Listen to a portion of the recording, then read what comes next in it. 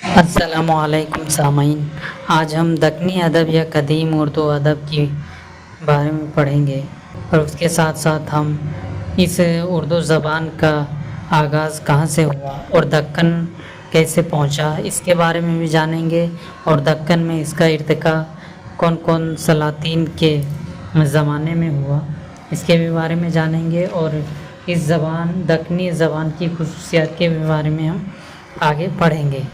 تو چلیے، شروع کرنے سے پہلے اگر چینل پر نئے ہیں تو سبسکرائب کریں، ویڈیو کو لائک کریں۔ دکنی ادب اس زبان سے تخلیق کی گئی ہے جسے پورے ہندوستان کیا غیر ممالکوں میں بھی بولی اور سمجھی جاتی رہی۔ یہ زبان جو ہے شمالی ہند یعنی کہ دہلی میں وجود میں آئی اور دکن کے علاقوں میں ارتقاء کو پایا۔ تو چلیے آئیے جانتے ہیں کس طرح کے یہ زبان جو ہے شمالی ہند سے دکن کی جانب پہنچا اور وہاں پر ارتقاء کو کون کون سے زمانے میں ارتقاء کو پہنچا۔ دکنی اردو میں تخلیق کیے گئے ادب کو ہی دکنی ادب کہا جاتا ہے، اور اسے ہی قدیم اردو ادب بھی کہا جاتا ہے، یعنی کہ دکنی ادب کہیے یا پھر قدیم اردو ادب کہیے، دونوں ایک ہی بات ہے۔ لیکن اس بات کو لے کر قدیم بحث ہے اور اس کی جڑیں بہت گہری بھی ہیں۔ دکنی اردو کی لسانی خصوصیات کے مطالعے سے ہم اس حقیقت سے واقف ہو چکے ہیں کہ اس کی صوتی صرفی نحوی خصوصیات تقریباً معیاری اردو سے یکساں معلوم ہوتا ہے، یعنی کہ دونوں سے ملتا جلتا ہے۔ کیوں ملتا ہے اس کے بارے میں ہم آگے پڑھیں، اور جو کچھ مختلف پائے جاتے ہیں وہ دکن کی مقامی اثرات ہیں، یعنی کہ دکنی ادب میں جو کچھ الگ یعنی شمالی ہند کے زبانوں سے یا معیاری اردو کی زبانوں سے جو الگ جو کچھ دیکھنے کو ملتا ہے، وہ دکنی ادب میں جو اثر، دکنی زبان میں جو اس کا اثر ہے وہ مقامی زبانوں کا اثر ہے، جسے ہم مراٹھی زبان کہتے ہیں، اور وہاں کی مراٹھی زبان ہو گیا، تمل، تیلگو، ملیالم وغیرہ زبانوں کا کچھ اثر اس میں بھی موجود ہے، کیونکہ اسی علاقے کے طرف کا ہے۔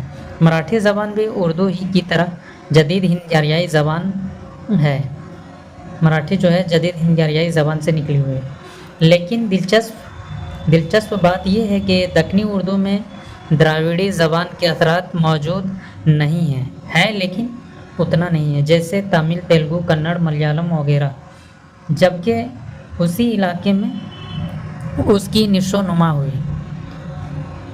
دکنی اردو میں جو ہے جیسے شمالی ہند یا معیاری اردو سے جو اس کا لگاؤ ہے، جس طرح بولی جاتی ہے ہمارے یہاں معیاری اردو میں ہم جس طرح بولتے ہیں اس طرح دکنی اردو بھی بولی جاتی ہے۔ یہاں تک کہ دراوڑی قوم کی جو زبانیں تھیں تمل، تیلگو وغیرہ، اس سے اس کا اتنا لگاؤ نہیں رہا، کیونکہ دونوں ریاستیں جو ہے علاقے جو ہے ایک ہی طرف دیکھنے کو ملتے ہیں، پھر بھی اس کا جو ہے اس میں بہت چھوٹی موٹی ٹوٹی پھوٹی الفاظیں کچھ آئی ہیں اس میں، اسی لیے دکنی اردو کو قدیم اردو ادب تسلیم کیا جاتا ہے، جبکہ کچھ ماہرین لسانیات اسے علیحدہ زبان کا درجہ دیتے ہیں اور کچھ دکنی ادب کو قدیم ادب مانتے ہیں۔ کوئی الگ زبان کہتا ہے اسے، کوئی دکنی ادب کو قدیم اردو ادب بھی مانتے ہیں، اور کچھ اسے بگڑی شکل بھی مانتے ہیں۔ نصیر الدین ہاشمی کے مطابق دکنی ادب اپنی امتیازی خصوصیات کے باوجود قدیم اردو ادب ہے۔ نصیر الدین ہاشمی کے مطابق جو ہے دکنی ادب جو ہے اس کے حساب سے یہ قدیم اردو ادب ہی ہے، معیاری اور جدید اردو کا تسلسل ہے، یعنی کہ معیاری اور جدید اردو جو زبانیں ابھی رائج ہیں اس کا یہ وجود، اس سب کا جو ہے وہ تسلسل ہے، اس کا سلسلہ یعنی کہ وہیں سے چلا ہے۔ کئی مشہور ماہرین لسانیات اور لسانیاتی جائزہ ہند لنگوسٹک سروے آف انڈیا کے مصنف جان گریسن جدید اردو کو ہی دکنی کی نکھری ہوئی شکل قرار دیتے ہیں۔ ان کے مطابق دکنی اردو ہی جدید اردو کی قدیم صورت ہے۔ ان تمام مباحث سے ہم اس نتیجے پر پہنچتے ہیں کہ دکنی اردو وہی قدیم اردو ہے اور دکنی ادب ہی قدیم اردو ادب ہے۔ آئیے اب ہم جانتے ہیں کہ شمالی ہند میں وجود میں آنے والی زبان اردو دکن میں کیسے ارتقا کو پایا اور وہاں پر ادبی تخلیقات میں اپنا قدم جمایا؟ کسی بھی ادب کی تخلیق کے لیے زبان کی ضرورت ہوتی ہے۔ وہ زبان پہلے رابطے و تسلسل کے لیے استعمال کیے جاتے ہیں۔ کوئی بھی زبان جو ہے ادب سے پہلے رابطے کے لیے استعمال کیے جاتے ہیں۔ عوام میں بول چال کی زبانیں ایک دوسرے کے روزمرہ کی زندگی میں جو ضروریات کی چیزیں ہیں وہ سب بات چیت کرنے کے لیے پہلے زبان وجود میں آتی ہے۔ اس کے بعد وہ زبان جب عوام و خاص میں مشہور ہو جاتا ہے اور روزمرہ کی زندگی میں استعمال ہونے لگتا ہے، اب اسی زبان کو جو ہے اصول و قواعد میں باندھ کر ادب کی تخلیق کے لیے تیار کیا جاتا ہے۔ دکنی زبان کی بات کی جائے تو وہ ابھی تشکیلی دور سے گزر ہی رہی تھی کہ اس میں ادبی تصانیف سامنے آنے لگی۔ دکنی زبان کی اگر بات کی جائے تو ابھی تشکیلی دور سے ہی گزر رہی تھی، یعنی کہ ٹوٹی پھوٹی انداز میں مقامی زبانوں کے طور پر جو ہے وہ بول چل ہی رہے تھے، لیکن اس کے ساتھ ساتھ ہی ادبی تصانیف بھی اسی زبان میں سامنے آنے لگی۔ ایک نئی زبان میں ادب کی تخلیق ہونا دنیا کی بہت کم زبانوں میں دیکھنے کو ملتا ہے۔ اس سے ظاہر ہوتا ہے کہ دکنی اردو نے بہت تیزی سے ارتقاء کے منازل طے کیے۔ یہ زبان رابطے اور عام بول چال کی ایک مخلوط زبان کے طور پر وجود میں آئی تھی۔ اس کی پہلی وجہ یہ تھی کہ جب غیر ملکی فاتحین جب شمالی ہند دہلی، پنجاب کے اطراف کے علاقوں میں پہنچا تو وہاں 200 سال سے زیادہ عرصہ گزار چکے تھے، جس میں صوفیاء کرام بھی تھا۔ پنجاب و شمال کے اطراف کے علاقوں میں بولی جانے والی زبان اور ترکی فارسی کی زبان جب رابطے کے لیے عوام ملی جلی انداز میں بولنے یا استعمال کرنے لگے تو ایک نئی زبان وجود میں آئی۔ اب یہ پودا صوفیاء کرام کے ذریعے شمال سے دکن پہنچا۔ جب صوفیاء کرام کے ذریعے شمال سے دکن پہنچا، اس کا یہ ہے کہ صوفیاء کرام جب دہلی میں تھے تو اکثر صوفیاء کرام ایک جگہ سے صوفیاء کرام کی خاص بات یہ تھی کہ صوفیاء کرام وہ ہوتے تھے جو اسلام کی دعوت و تبلیغ کرتے تھے اور لوگوں کو زندگی صحیح ڈھنگ سے بسر کرنے کو سکھایا جاتا تھا اور لوگوں کو بتایا کرتے تھے۔ تو صوفیاء کرام ایک جگہ پر بیٹھ کر اسلام کی دعوت و تبلیغ نہیں کرتے بلکہ وہ کئی علاقوں کا بھی سفر کیا کرتے تھے۔ اسی دوران جو ہے صوفیاء کرام وہاں سے چل کر اپنے پیر و مرشد کی باتوں پر جو ہے کچھ صوفیاء کرام جو ہے انہیں صوفیاء کرام اپنے درویشوں کو جو ہے ایک جگہ سے اسے دوسرے جگہ بھیجا جاتا تھا تبلیغ کے لیے۔ تو اس طرح جو ہے صوفیاء کرام وہاں سے شمالی ہند سے دکن کی جانب دعوت و تبلیغ کے لیے پہنچے۔ عوام اسے اپنے یہاں جب وہاں پہنچے تو ان کی باتوں پر لوگ بہت اثر رکھ اس کی باتوں پر لوگ جو ہے بہت توجہ دینے لگے اور ان کی بتائے ہوئے باتوں کو وہ غور سے سنتے بھی تھے اور ان باتوں پر عمل بھی کرتے تھے اور اسلام کو اپنانے بھی چلے۔ لیکن جب صوفیاء کرام عوام کے بیچ میں کچھ اچھی باتوں کا جو باتیں بتاتے تھے تو اس وقت عوام جو ہے اسے اپنے یہاں نوٹ کر لیا کرتے تھے، جس سے ظاہر ہوتا ہے کہ ادب کی تخلیق کا آثار وہیں سے نظر آتا ہے۔ اس بات سے ظاہر ہوتا ہے کہ ادب کی تخلیق کے آثار دکن میں ہی سب سے پہلے دیکھنے کو ملنا شروع ہو گیا۔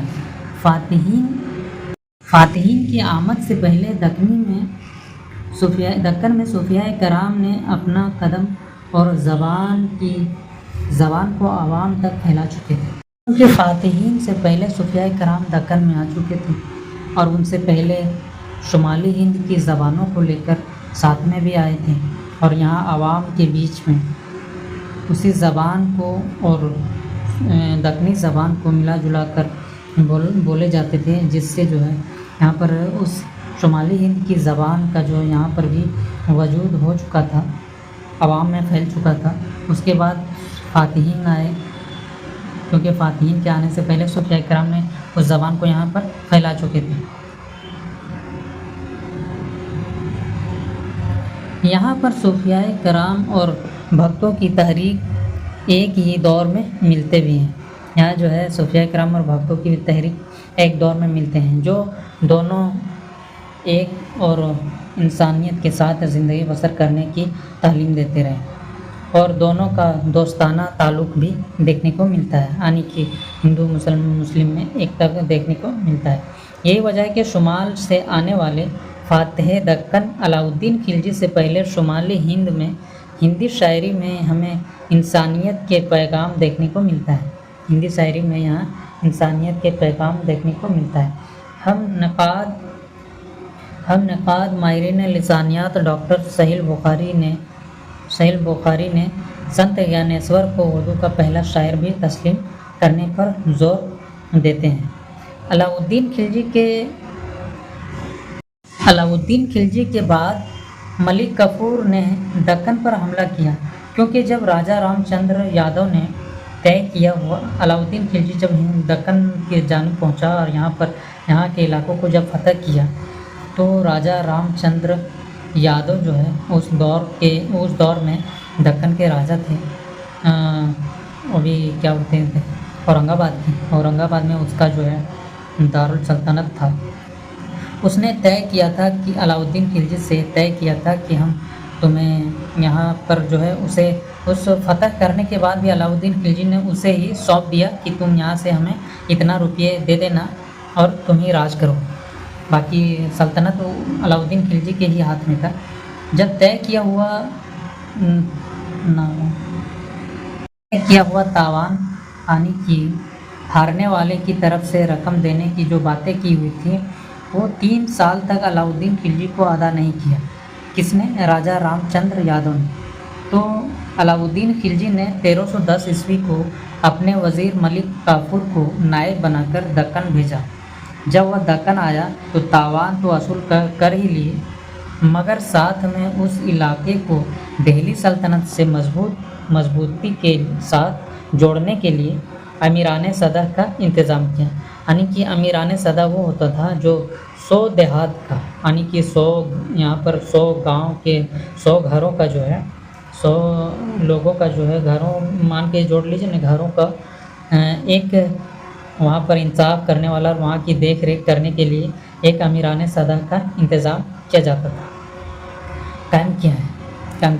یہی امیران سدہ یہاں ایک نئی زبان نئی تہذیب لے کر بس گئے، اور یہی امیران سدہ جو تھے یہاں کی زبان میں اور یہاں کی تہذیب میں رچ بس بھی گئے۔ دکنی زبان و ادب کے حوالے سے یہ صوفیاء کرام کے بعد دکن کی دوسرا اہم لسانی موڑ ہے، یعنی کہ صوفیاء کرام سب سے پہلے آئے، اس کے بعد دوسرے میں اگر بات کی جائے تو دوسرا موڑ کون سا ہے؟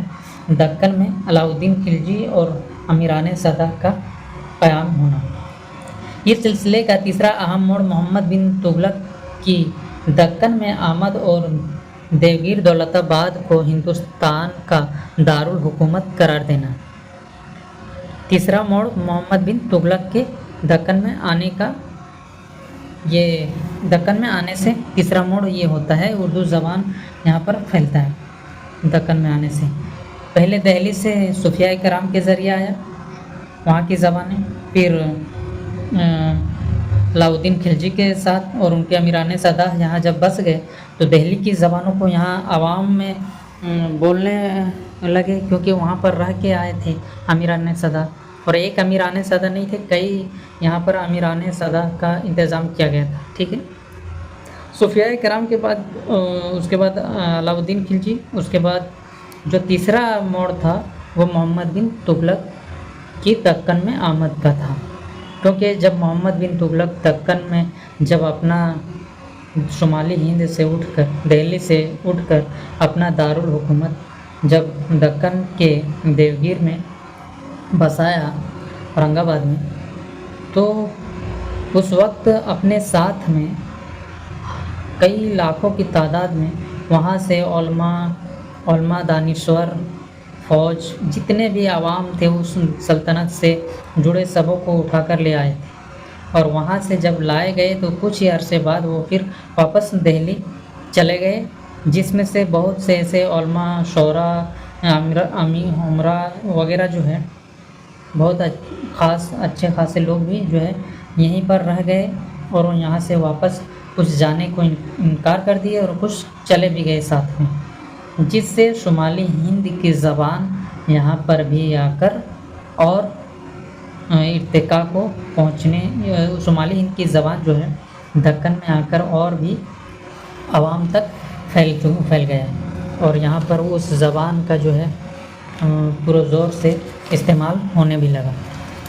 अगर अब दक्कनी अदब के अदवारों की भी बात करते हैं, अब दक्कनी अदब के अदवार की बात करते हैं तो दक्कनी अदब के 4 अदवार में तकसीम किया गया है। पहला बहमनी ओहद गुलबर्गा व बीदर 1347 ईस्वी से 1525 ईस्वी तक कायम रहा। दूसरा आदिल शाही ओहद बीजापुर 1490 से 1686 ईस्वी तक कायम रहा। तीसरा कुतुब शाही ओहद गोलकुंडा हैदराबाद जो 1508 से 1687 ईस्वी तक कायम रहा।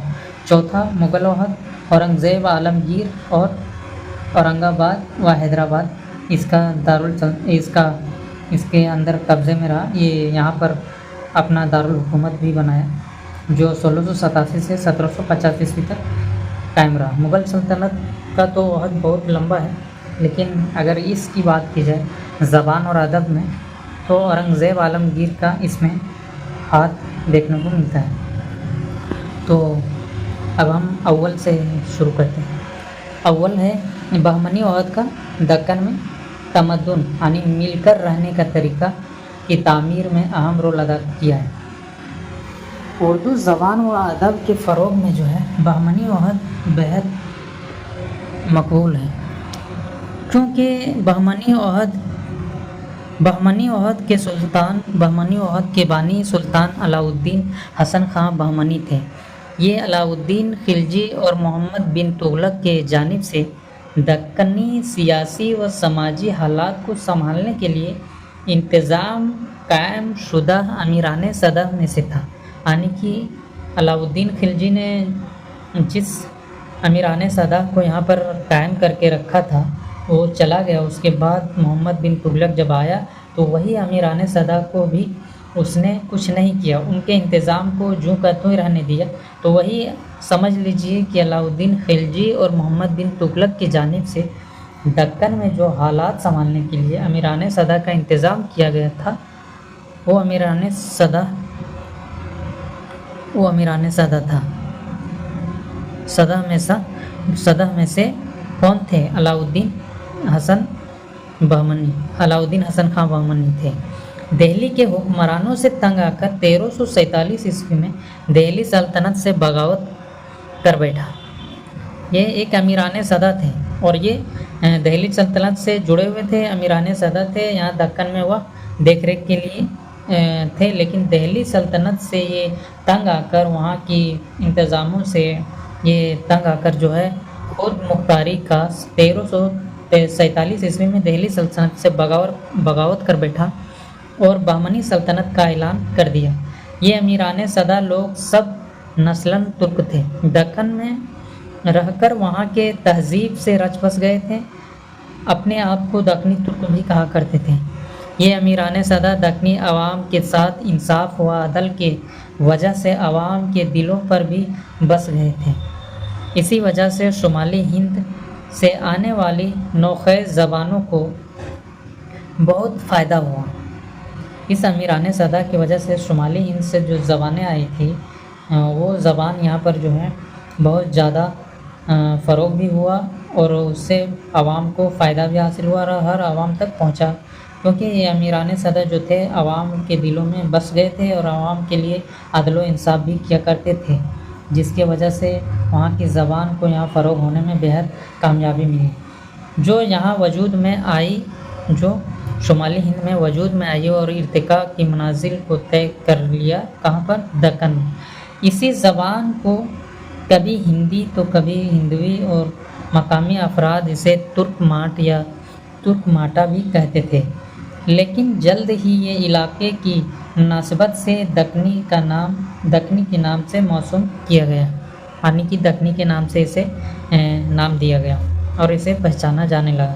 کسی بھی نوزائیدہ زبان کو ادبی درجہ حاصل کرنے کے لیے ایک طویل عرصے کی ضرورت پڑتی ہے، مگر دکنی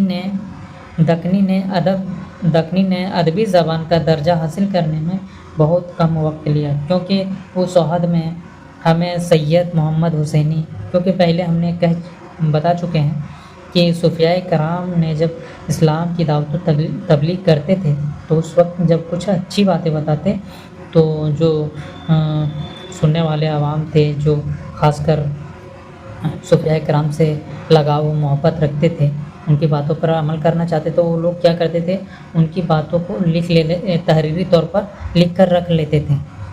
تو اس سے جو ہے ادب کا جو ہے وجود میں آیا، شروع میں اسی طرح وجود میں ادب آیا، ٹھیک ہے۔ تو کیونکہ اس عہد میں ہمیں سید محمد حسینی عرف خواجہ بندہ نواز گیسو دراز رحمۃ اللہ علیہ ملتے ہیں۔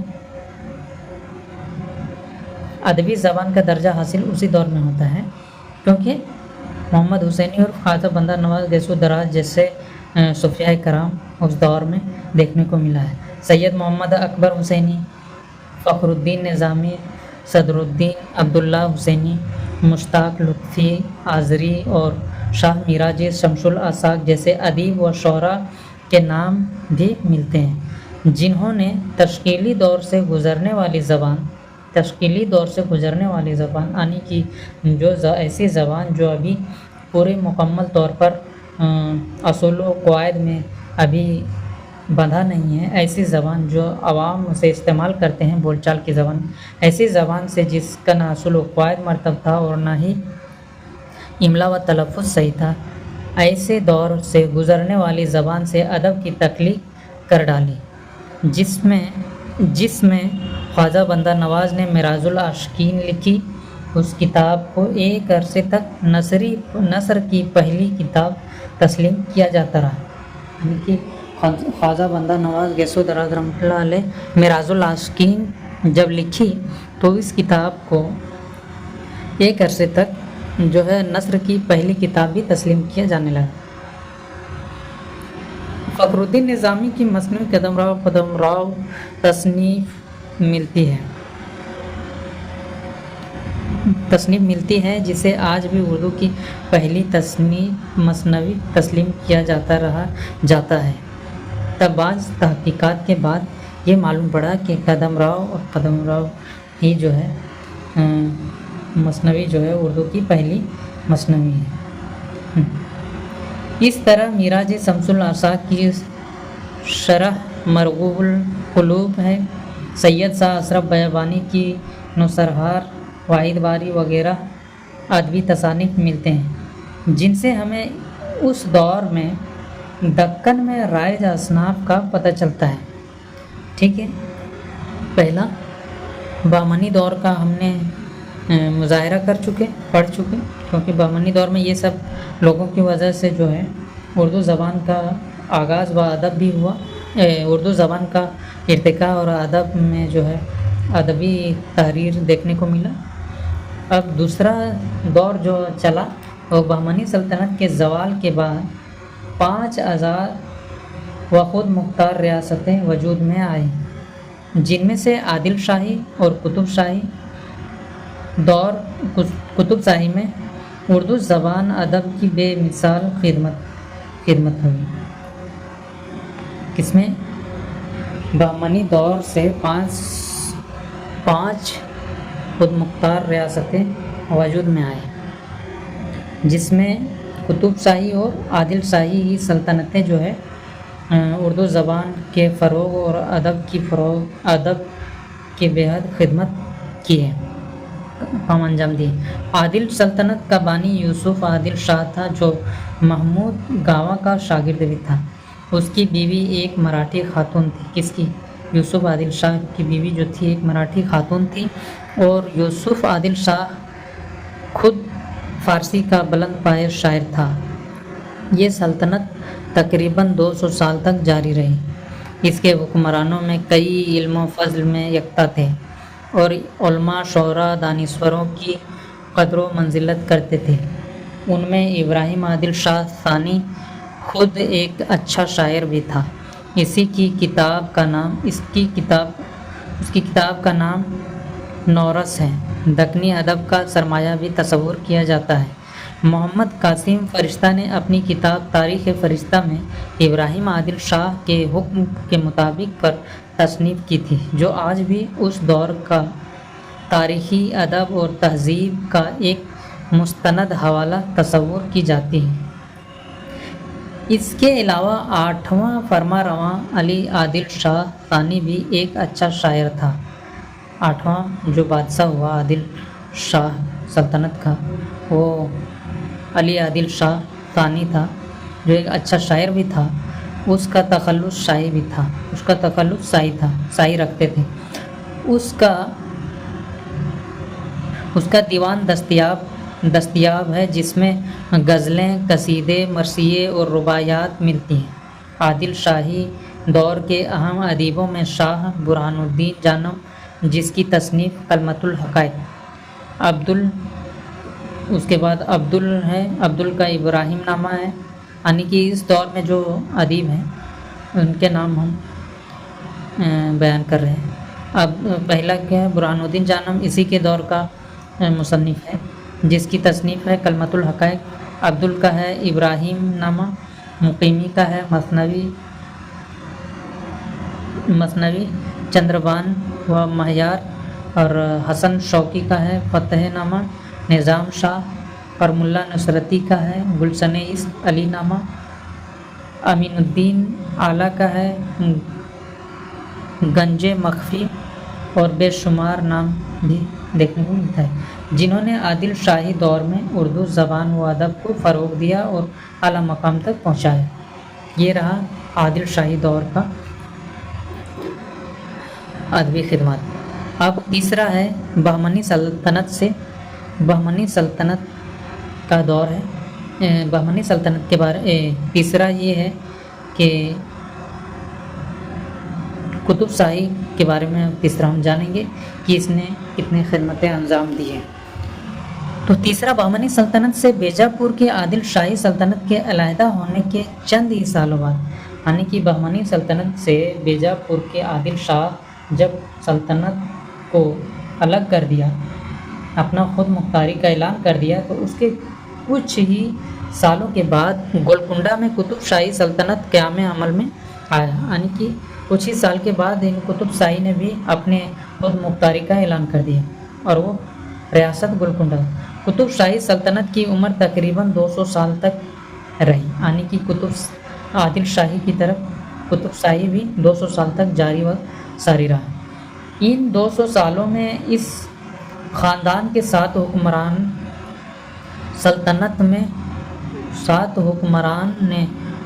حکمرانوں نے حکومت کی۔ قطب شاہی سلطنت کے بانی سلطان قلی قطب شاہ تھا۔ قطب شاہی سلطنت کے جو بانی تھے وہ سلطان قلی قطب شاہ تھا، جو بہمنی سلطنت میں گولکنڈہ کا صوبیدار تھا۔ بہمنی سلطنت کے انتشار اور کمزوری کو دیکھتے ہوئے انہوں نے بھی بیجاپور کے یوسف عادل شاہ کی طرح بہمنی سلطنت سے علیحدگی اور اپنی خود مختار ریاست کے قیام کا اعلان کر دیا۔ اس سلطنت میں علمی، ادب و لسانی سطح پر خوب کام ہوا ہے۔ خود سلطان محمد قلی قطب شاہ ایک بلند پائے کا شاعر تھا۔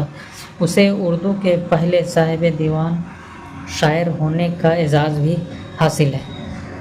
اس خاندان سے عبداللہ قطب شاہ اور آخری حکمراں تانا شاہ بھی ایک اچھے شاعر تھے۔ قطب شاہی سلطنت کے آخری حکمران اگر پوچھا جائے گا سوالوں میں کسی امتحان میں، تو آخری حکمران تانا شاہ ہے، جو ایک اچھا شاعر بھی تھا۔ قطب شاہی دور میں اردو نثر و نظم کو خوب فروغ ملا۔ اس وقت کے اہم شاعروں اور نثر نگاروں میں ملا وجہی، جس کا تصنیف کردہ کتب مستری اور سبرس ہے۔ قلی قطب شاہ کا تصنیف دیوان شاعری، سلطان عبداللہ قطب شاہ کا کلیات گواسی کا مثنوی، سیف المقوق و بدیع الجمال، طوطی نامہ ہے۔ میرا جی شمس الاشاق کا تمہید حمدانی، بلاقی کا معراج نامہ، ابن نساتی کا پھول پن اور شاہ راجو کا سہاگن نامہ، چکی نامہ وغیرہ تصنیف دیکھنے کو ملتے ہیں۔ اردو زبان و ادب کے فروغ میں شمار کیا جاتا ہے یہ سب تمام تصنیفیں، اور اردو ادب کے قدیم ادبی سرمایے میں بھی شمار ہوتے ہیں۔ ادب و زبان گزرتا ہوا انہی دور سے قدیم اردو ادب و زبان گزرتا ہوا جدید اردو ادب و زبان تک پہنچتا ہے اور اعلیٰ مقام پاتا ہے، جسے ہم اب چوتھا دیکھتے ہیں۔ اردو زبان کے فروغ میں چوتھا اہم نام، جسے ہم مغلیہ سلطنت کہتے ہیں، اس کے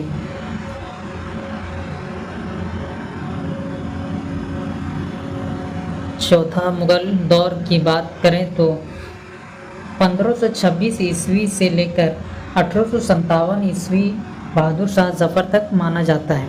آج ہم دکنی اردو زبان و ادب کی کر رہے ہیں تو مغلیہ سلطنت سے دکن کی اور جانے والا سلطان اورنگزیب عالمگیر رحمۃ اللہ علیہ ہیں، جنہوں نے دکن کے ریاست گولکنڈہ اور بیجاپور کو فتح کیا، انہی سب کو جیت لیا۔ گولکنڈہ اور بیجاپور، عادل شاہی اور قطب شاہی سلطنت کو فتح کر لیا۔ کس نے؟ یہ اورنگزیب عالمگیر نے۔ یہ دہلی سلطنت کے حکومت پر غالب تھا، حاکم تھا اس دور کا، جس سے اردو ادبی کے فروغ کے بدلے اور رکاوٹ پڑ گئے، کیونکہ گولکنڈہ اور بیجاپور میں اسی زبان و ادب کی فروغ ملا۔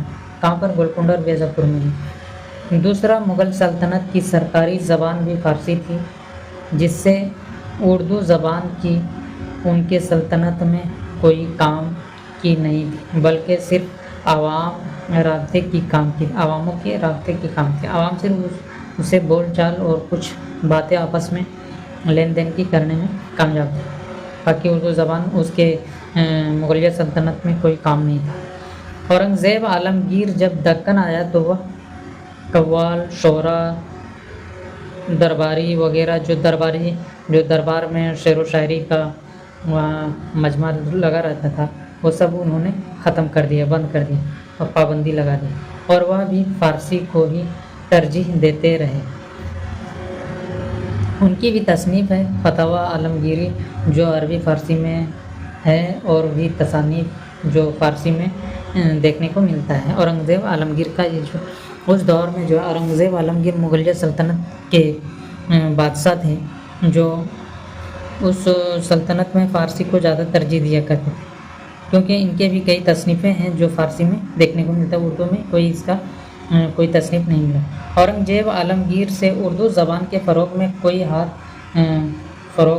نظر نہیں آیا، مگر دہلی سے اورنگ آباد اپنی سلطنت کو لانے کے ساتھ ہزاروں کی تعداد میں سپہ سالار کے آنے سے مغلیہ سلطنت کی فارسی زبان شمالی ہند میں تو پھیلی ہی تھی، مگر اب دکنی زبان میں بھی پھیل گیا، جس سے اردو زبان میں فارسی الفاظ پیوست کثرت سے ہونے لگا، یعنی کہ اب جو ہے فارسی زبان کے الفاظ کو جو ہے اردو شمالی ہند کے اردو زبان میں پیوست کرنے لگے، الفاظوں کو کہتے ہیں ہونے لگا، جس اردو زبان و ادب میں اور نکھار آیا، جسے جو ہے اردو زبان میں اور نکھار آیا۔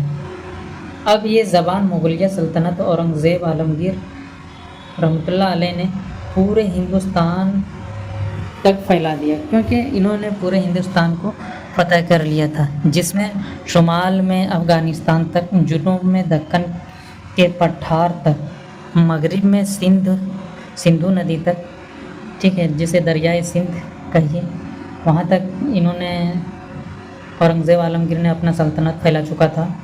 اور مشرق کی بات کی جائے، پورب کی، تو بنگال تک انہوں نے پھیلایا تھا، جو تقریباً 3.2 ملین ورگ کلومیٹر تک پھیلایا تھا انہوں نے۔ اسی دور میں اردو زبان کو ہندوستان کے کونے کونے تک پھیلنے کا پورا موقع ملا، کیونکہ ہر جگہ کے لوگ اس دربار سے جڑے رہنے اور فوج و درباری ملازمت کے ساتھ رہنے سے زبان کو پھیلنے کا پورا موقع ملا۔ اورنگزیب عالمگیر نے اسی ہندوستان پر 1658 عیسوی سے 1707 عیسوی آنی پورے 50 سال تک راج کیا اور تقریباً 88 سال تک باحیات رہے۔ 3 مارچ 1707 عیسوی کو اس دنیا کو الوداع کہہ دیا اور ضلع اورنگ آباد کے خلد آباد میں دفنایا گیا، جس کے مقبرہ آج بھی موجود ہے۔ اب ہم دکنی ادب کی خصوصیات کے بارے میں پڑھیں گے، کیونکہ ہم نے اردو ادب کے پھلنے اور پھولنے، اردو زبان کے پھلنے و ادب کے پھلنے پھولنے کے 4 ادواروں کے بارے میں ہم نے پڑھ چکے۔ اب ہم دکنی زبان کے کچھ خصوصیات کے بارے میں پڑھیں گے۔ دکنی زبان و ادب کی خصوصیات یہ ہے کہ کسی بھی زبان میں ادب کی تخلیق کے لیے وہ زبان سب سے پہلے عوام میں رابطے کے لیے استعمال ہوتا ہے۔ وہ جب اصول و قواعد میں بن جاتا ہے تب جا کے ادب کی تخلیق تک پہنچتا ہے۔ اس طرح زبانوں کو ادب میں بندھنے کے لیے کئی سال لگ جاتے ہیں، لیکن دکنی زبان یا اردو زبان کی بات کی جائے تو اسے زیادہ وقت نہ لگا۔ یہ زبان بنا اصول و قواعد کے اور بنا نام، یعنی کہ کسی بھی زبان کا نام ہوتا ہے، اس طرح اس کا نہ ہی نام وجود میں تھا اور نہ ہی کچھ تھا، بنا نام کے ہی ادبی خدمات کا انجام دینے لگا تھا، اور نہ املا اس کا تلفظ صحیح تھا، نہ املا صحیح تھا۔ یہ تشکیلی دور سے ہی ادبی خدمات میں انجام دینے لگے اور ادبی خدمات میں اپنا قدم جمانے لگے تھے۔ اس وقت علاقائی بولی اور جس وقت ادب میں اپنا قدم بڑھایا، شروعات کیا، اس وقت صوفیاء کرام کا دور تھا، یا پھر صوفیاء کرام سے اگر آگے کو لے کر چلیں تو بہمنی دور تھا۔ تو اس وقت زیادہ تر شمالی ہند میں علاقائی بولی زیادہ بولی جاتی تھی۔ علاقائی بولی اور سنسکرت کے الفاظ بھی اس میں زیادہ استعمال ہوتے تھے، کیونکہ سنسکرت کا استعمال اس لیے ہوتا تھا کیونکہ شمالی ہند کے مراٹھی زبان جو تھی وہ ہند آریائی زبان سے تعلق رکھتی، ہند آریائی زبان تھی، اس لیے اس میں سنسکرت کے الفاظ بھی دیکھنے کو ملا ہے شمالی ہند کی زبانوں میں، اور اس میں مراٹھی کے بھی زبانوں کے اثرات دیکھنے کو ملا ہے، جو دکنی ادب نے اپنایا ہے سب کو، یعنی کہ دکنی ادب نے اس وقت میں علاقائی بولی اور سنسکرت اور مراٹھی زبانوں کو اپناتے ہوئے ادب کا آغاز کیا تھا، جس کا نمونہ مثنوی پدم راؤ میں دیکھنے کو ملتا ہے۔ وہیں شمالی ہند کی بات کی جائے تو شمال میں شاعری کے پہلے نمونے کے طور پر ہم امیر خسرو کا کلام کی مثال لیتے ہیں۔ شمالی ہند میں اگر اردو کی شمالی ہند کی اگر بات کی جائے تخلیق کے کتابوں کی ادب کی تخلیق کے بارے میں، تو وہ شاعری میں سب سے پہلے زبان کے بارے میں اگر بات کی جائے تو شاعری میں سب سے پہلے امیر خسرو کا نام لیا جاتا ہے اور ان کی مثالیں دی جاتی ہیں، جس میں وہ اس زمانے میں زیادہ فارسی زبانیں تھیں اور عوام علاقائی بولی میں کھڑی بولی، پنجابی وغیرہ مل جل کر کئی زبانیں سے ہندی وجود میں آئی تھی۔ تو اس دور میں زیادہ تر ترجیح وہاں پر فارسی زبان کو دیا کرتے تھے، کیونکہ سب وہاں کی سلطنتیں جو آتی تھی وہ سب فارس ترک کے ہی تھے، افغان کے تھے ہی بس دے رہتے تھے، جس سے فارسی زبان کو ہی زیادہ ترجیح دیا جاتا۔ مشہور زمانہ غزل بھی جو امیر خسرو کا کلام مثال کے طور پر دیا جاتا ہے، وہ مشہور زمانہ غزل بھی شامل ہے، جس کا ایک مصرع ہندی اور دوسرا مصرع فارسی زبان میں ہے۔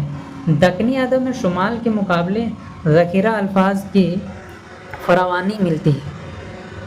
اگر شمالی ہند کی اگر بات کی جائے تو جو ہے ہندی اور فارسی زبان میں ہے۔ دکنی ادب میں شمال کے مقابلے ذخیرہ الفاظ کی فراوانی ملتی ہے، یعنی کہ دکن میں جو ہے زبانوں کے الفاظ کے یہاں بہت الگ الگ زبانوں کے یہاں الفاظ دیکھنے کو ملتا ہے۔ دکنی ادب کے مطالبے سے پتہ چلتا ہے کہ دکنی شعراء اور ادیب اپنے لیے ایک ہندی یا دکنی اپنائے ہوئے ہیں۔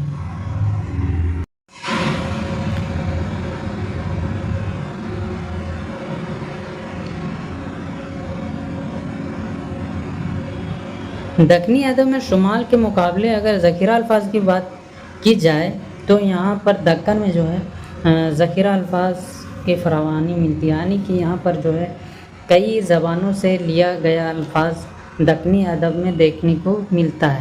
مطالعے سے صاف پتہ چلتا ہے کہ دکنی شعراء اور ادیب نے اپنے شعر و شاعری یا تصنیف ادب میں جو ہے ادب کی تصنیف کے لیے جو ہے انہوں نے ہندی یا دکنی زبانوں کے جو مقامی بولیاں تھیں اسے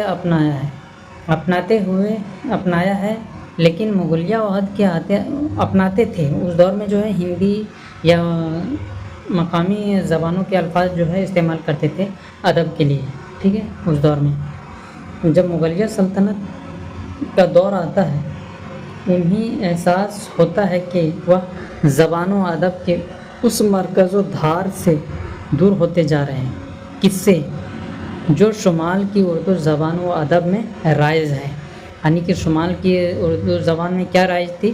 شمال کے اردو زبان میں فارسی رائج تھی، فارسی کے الفاظ رائج تھے۔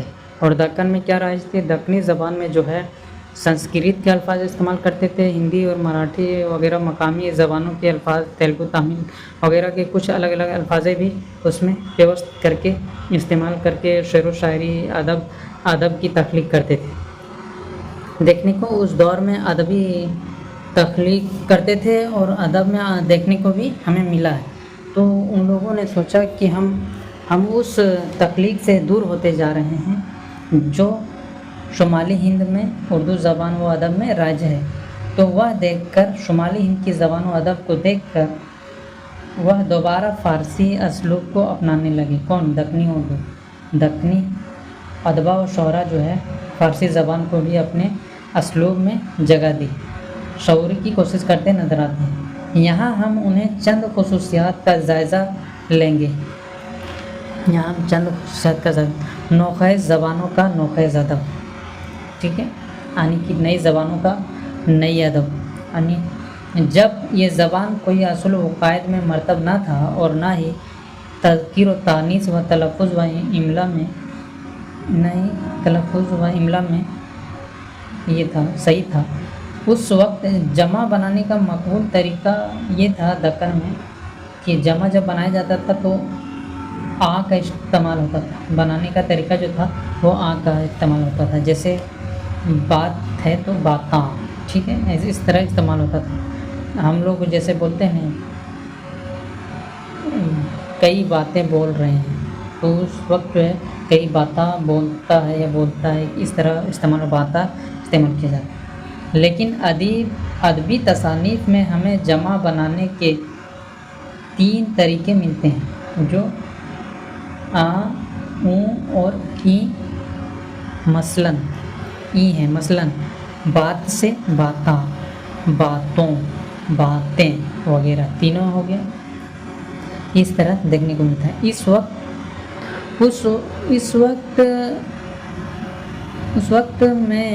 وقت دکن میں املا کا کوئی اصول معیار طے نہیں تھا۔ اس وقت جو ہے دکنی ادب میں املا کا کوئی اصول و قواعد و معیار طے نہیں تھے، تو عین کی جگہ میں الف کا بھی استعمال کر دیتے تھے، اور چھوٹی ہے کی جگہ میں یہ دو چشمی ہے کہ بھی استعمال کر دیتے تھے، اور میں کوئی مطلب تمیز نہیں تھا، کہیں بھی استعمال کچھ بھی طرح استعمال کر دیتے تھے، جہاں پر الف کا استعمال وہاں ہے کا کر دیا جاتا تھا۔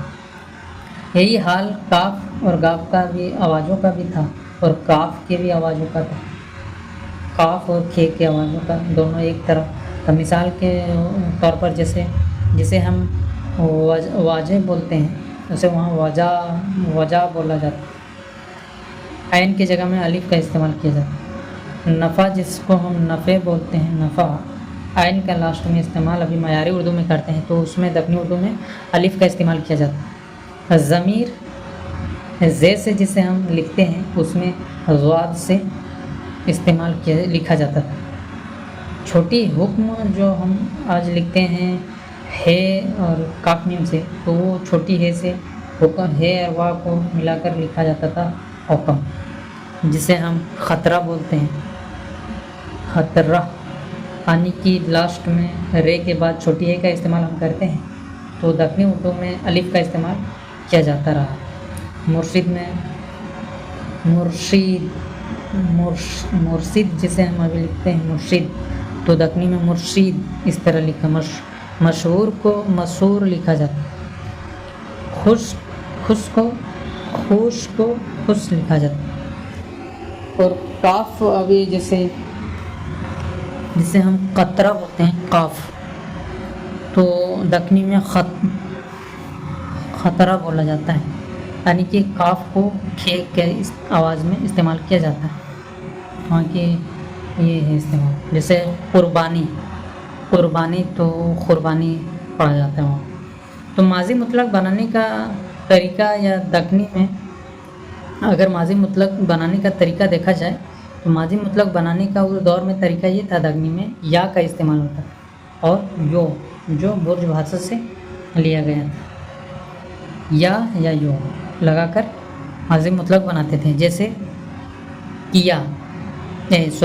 جسے کہا ہم کہتے ہیں کہ اس نے کہا، تو اس میں کیا کہا جاتا ہے دکنی میں؟ اس نے کہیا یا کہیو، دیکھا کو دیکھیا دیکھیو، اور رہا کو رہیا رہیو وغیرہ استعمال کیے جاتے تھے اس دور میں، جب اصل و قواعد نہیں بندھے تھے۔ اور وہاں کی مذکر اور مؤنث کی اگر بات کی جائے اس دور کے ادبی میں، تو کوئی اس کا اصول نہیں تھا، مقرر نہیں تھا، چاہے آپ مؤنث کر دو، جسے چاہے مذکر کر دو۔ اب علاقائی و مقامی اثرات کے بارے میں دیکھتے ہیں۔ دکنی ادب کی ابتدائی تصانیف میں ہمیں علاقائی و مقامی اثرات، یعنی کہ مقامی بولی اور یہاں کی ہندی تہذیب کے اثرات دیکھنے کو ملتا ہے، جس سے واقعات، کردار کا پس منظر ہندوستانی لگتا ہے، یعنی کہ یہاں ہندی تہذیب کے اثرات دیکھنے کو ملتا ہے، یہاں کہاں پر؟ دکن میں، جس سے واقعاتی کردار کا جو پس منظر ہے وہ ہندوستانی لگتا ہے، یعنی کہ مثنوی پدم راؤ کی بات کی جائے تو مثنوی نوسرہار اور جگت گرو ابراہیم عادل شاہ کی ہندی تصنیف نورس، جو ہندوی تہذیب کا ایک خوبصورت نمونہ دیکھنے کو ملتا ہے، یعنی کہ یہ سب جو ہم نے تصنیف کے نام لیے ہیں وہ سب میں جو ہے ہندو کے دیوی دیوتاؤں کے بھی اس میں نام پیوست ہیں، جس سے ہندوستانی تہذیب کا نمایاں نظر آتا ہے۔ اس میں ایک جانب گیت، دوسری جانب نعت کے اشعار دیکھنے کو ملتا ہے۔ دکنی ذخیرہ الفاظ کی اگر بات کریں، دکنی زبان نے کئی زبان کے اثرات قبول کیے ہیں، کیونکہ یہ سب ہم پہلے بتا چکے، جس میں کھڑی بولی، برج بھاشا اور اودھی، مراٹھی، سرائکی، پنجابی اور اس کے ساتھ ساتھ سنسکرت بھی، دکنی اردو میں سنسکرت بھی، جس کے وجہ سے اس میں ذخیرہ الفاظ زیادہ دیکھنے کو ملتا ہے، یعنی کہ اس میں جو ہے عربی، اس میں جو ہے فارسی، ہندی، مراٹھی، اودھی، اڑیا، اودھی، تیلگو وغیرہ کے بھی کچھ الفاظ جس میں دیکھنے کو ملتا ہے۔ یہ دکنی ادب کی اہم خصوصیات ہیں۔ چند مثالیں اگر دیکھا جائے تو جیو، جی ہم لوگ جیسے اے جی، تو اس میں کیا بولتے ہیں، اے جیو۔ پیو یعنی محبوبہ، محبوب کو پیو بولتے ہیں۔ چرن، یہ چرن جو ہے کیا بولتے ہیں اس کو، سنسکرت لفظ ہے۔ چرن کو ہم معیاری اردو میں قدم بولتے ہیں، پاؤں۔ اور میگھ، یہ بھی سنسکرت کا ہی زبان ہے جسے بادل بولتے ہیں۔ دودھ، پیمبر۔ سکھی، جسے ہم سہیلی بولتے ہیں، اسے سکھی۔ نین، جسے ہم آنکھ بولتے ہیں۔ چتر، دکنی اردو میں چتر کا استعمال کیا جسے ہم ہوشیار کہتے ہیں۔ ترلوک یعنی کہ تینوں عالم۔ سور، جسے ہم سورج کہتے ہیں، دکنی اردو میں سور کہا جاتا ہے دکنی زبانوں میں۔ رقت، ہندی کی اگر بات کی جائے دکنی زبان کی تو رقت خون کو کہتے ہیں۔ ادھک منے زیادہ، بہو منے بہت، الگ یعنی کہ زلف، الگ ہے کہ زلف، پرکٹ منے ظاہر، کہتے ہیں نا کہ فلاں دیوی پرکٹ ہو گیا، تو یعنی کہ فلاں دیوی اس کا ظاہر ہوا وغیرہ استعمال کیے جاتے تھے۔ اب دکنی اسلوب کی بات کی جائے، دکنی اسلوب یعنی کہ اس کا لکھنے کا جو اسٹائل تھا دکنی ادب، تو دکنی ادب کے اسلوب کی اہم خصوصیات یہ ہے کہ اپنی ابتدائی دور میں یعنی بہمنی دور کے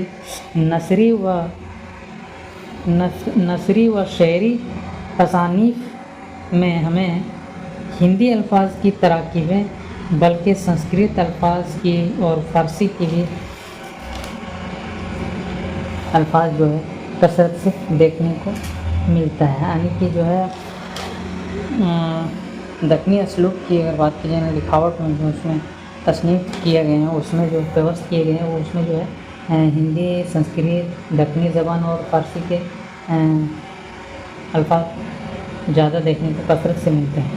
لیکن عادل شاہی کس دور میں، بہمنی دور میں، عادل شاہی اور قطب شاہی دور تک آتے آتے ہندوی اور فارسی اسلوب میں غلبے کے لیے کشمکش صاف محسوس ہوتا ہے، یعنی کہ جو ہے عادل شاہی اور قطب شاہی کے دور تک آتے آتے جو ہے اس میں جو ہے صرف ہندی اور فارسی کے زبان دیکھنے کو ملنے لگا۔ ڈاکٹر جمیل جالوی اس نے اس کے لیے شاہ برہان الدین جانب کے کلام سے 2 مثالیں لی ہیں، جس میں سے ایک پر ہندوی اسلوب حاوی ہے تو دوسرے پر فارسی اسلوب، جیسے مثال کے طور پر ہندی اسلوب، دکنی۔ یہی سب دکنی زبان کے جو ہے پرانے دور میں دیکھنے کو ملتا ہے، اور دکنی ادب کا جو سفر، دکنی زبان کا جو سفر رہا ہے، دکنی زبان سے دکنی ادب کا سفر جو رہا ہے اور ان کی خصوصیات کے بارے میں یہ سب یہی تھا۔